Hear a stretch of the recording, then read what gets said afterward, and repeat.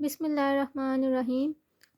मैं अब pharmacological drug interactions के बारे में बताऊंगी, ठीक है, जिन्हें स्मैशंस भी कहते हैं। फार्माकोलॉजिकल ड्रग इंटरेक्शन से मतलब ये है कि जो डिफरेंट ड्रग्स होती हैं, अगर उनका उनका इंटरेक्शन हो, मतलब कि अगर डिफरेंट ड्रग्स को अगर कंबाइन करके दें तो क्या क्या इफ़ेक्ट्स आ सकते हैं, वो किस तरह से इफ़ेक्ट कर सकती हैं। तो इसके लिए ना 3 टाइप्स होती हैं।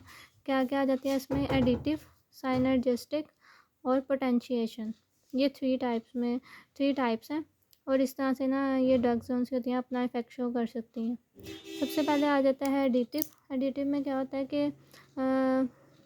एक फॉर एग्जांपल आप सपोज कर लें कि एक ड्रग है ए, इसका इफ़ेक्ट है 1, ठीक है, और एक ड्रग है हमारे पास बी, इसका इफ़ेक्ट है हमारे पास 1, ठीक है।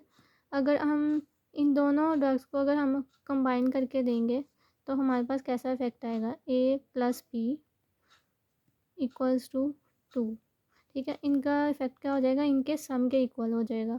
ये हो गया एडिटिव इफ़ेक्ट। इसमें एग्जांपल क्या आ जाती है? एस्प्रिन और एसिटामिनोफेन। एस्प्रिन जो है ना, इसके काफ़ी सारे फंक्शंस होते हैं, ठीक है। एंटीपायरेटिक भी है ये, और एनाल्जेसिक इफेक्ट भी होता है इसका, एंटी इन्फ्लेमेटरी इफेक्ट भी होता है इसका, और एंटी प्लेटलेट इफेक्ट भी होता है। जबकि एसिटामिनोफेन है, इसका सिर्फ एंटीपायरेटिक इफेक्ट है, इसका सिर्फ एंटीपायरेटिक इफेक्ट है। सही हो गया। और इसके तो काफ़ी सारे इफ़ेक्ट्स हैं जो मैंने अभी बताए हैं, तो इसमें से एक एंटीपायरेटिक इफ़ेक्ट भी है इसका। तो जब हम इन दोनों को, अगर किसी इंसान को अगर फ़ीवर है ना, तो अगर हम इन दोनों को कंबाइन करेंगे तो इनका इफ़ेक्ट क्या हो जाएगा? 2 हो जाएगा, मतलब इनके सम के इक्वल हो जाएगा। ये हो गई एडिटिव इफ़ेक्ट। और नेक्स्ट है हमारे पास नंबर 2 पे साइनर्जिस्टिक। साइनर्जिस्टिक इफ़ेक्ट क्या होता है कि मैं बताती हूँ कि इसमें भी हम सपोज कर लेते हैं एक ड्रग है हमारे पास ए, इसका इफ़ेक्ट है 1, और एक ड्रग है हमारे पास बी, इसका इफ़ेक्ट है 1, ठीक है। अगर हम इन दोनों ड्रग्स को कंबाइन करेंगे, कंबाइन करके किसी पेशेंट को देंगे, तो इनका इफ़ेक्ट कौन सा होगा? इनके सम से ग्रेटर देन होगा, मोर देन 2, ठीक है। इस तरह ये याद रखना है। इसमें एग्जांपल आ जाती है क्लोपिडोग्रेल और एस्प्रिन, ठीक है। एस्प्रिन का मैंने जैसे पहले भी बताया था, इसके काफ़ी सारे इफ़ेक्ट्स हैं। एंटीपायरेटिक भी है, एनाल्जेसिक भी है, एंटी इन्फ्लेमेटरी भी है, और एंटी प्लेटलेट इफ़ेक्ट भी है इसका, ठीक है। इसका है एंटी प्लेटलेट इफ़ेक्ट भी।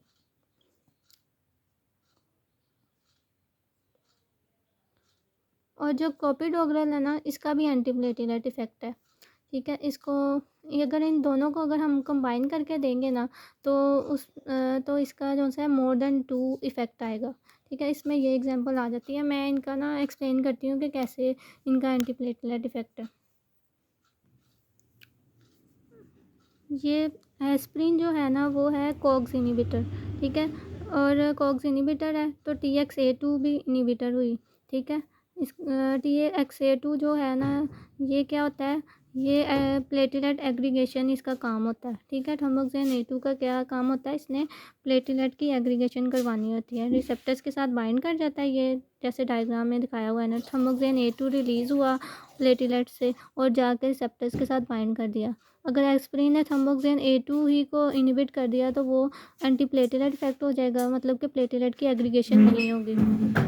इसी तरह हमारे पास जो क्लोपिडोग्रेल है, क्लोपिडोग्रेल क्या है? ये ADP रिसेप्टर्स इनहिबिटर है, ठीक है। ADP क्या करता है कि ADP जो सा होता है ना, ये प्लेटलेट्स से रिलीज़ होता है, ठीक है। ग्रैन्यूल्स, जब भी कभी कोई इंजरी होती है तो प्लेटलेट्स वहाँ पर आके बाइंड करते हैं, और ये फिर डिग्रैनुलेशन होती है और ADP रिलीज़ होता है, और ADP रिलीज़ होकर रिसेप्टर्स के साथ बाइंड करता है जो प्लेटलेट्स के ऊपर ही होते हैं, और इससे फिर प्लेटलेट्स की एग्रीगेशन होती है।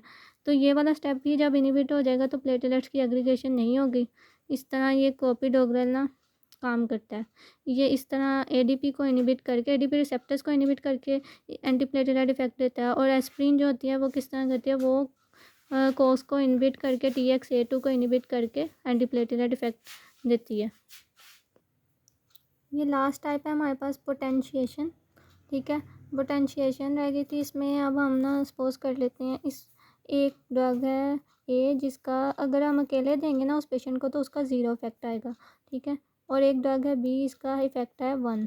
अगर हम इन दोनों को कंबाइन करके देंगे A + B, तो ये इफ़ेक्ट आएगा ग्रेटर देन 1, ठीक है।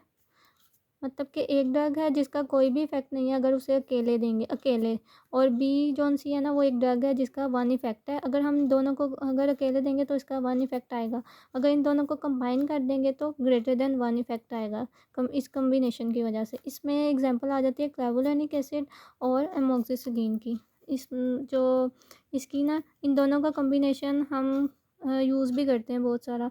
ये है ऑगमेंटन, इनके कॉम्बिनेशन को ऑगमेंटन जो है ना उस दवाई के नाम से हम जानते भी हैं और यूज़ भी होती है काफ़ी। सोर थ्रोट के केस में ना ये यूज़ होती है काफ़ी, और ये एंटीबायोटिक है। अमोक्सिसिलिन क्या है, ये एंटीबायोटिक्स ही हैं और दोनों ही, मतलब कि अमोक्सिसिलिन जो है वो है पेनिसिलिन की टाइप में आती है। ये होती है वाइडर स्पेक्ट्रम पेनिसिलिनेज ससेप्टिबल।